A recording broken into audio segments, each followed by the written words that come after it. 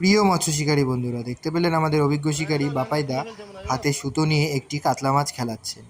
মাছটি হিট হয়ে যাওয়ার সাথে সাথে অনেকগুলি ছিপের সাথে পেঁচিয়ে যাওয়ার কারণে বাপাইদাকে সুতো হাতে নিয়ে মাছটিকে কাছে নিয়ে এসে খেলাতে হয়েছিল। বাপাইদা একজন দক্ষ শিকারী, তিনি তার দক্ষতাকে সাথে নিয়ে সেই মাছটিকে খেলিয়ে যাচ্ছেন।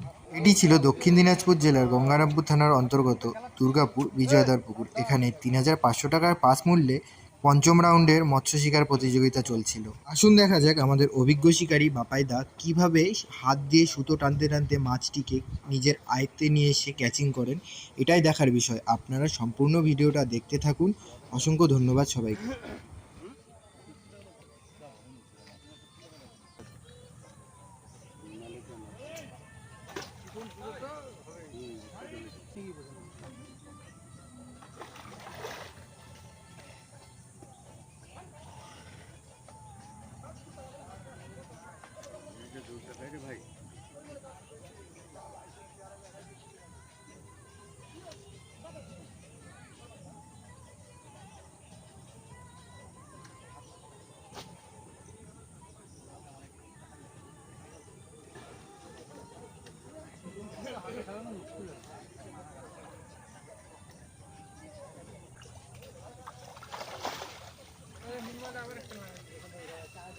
দাঁড়া একটু দাঁড়া।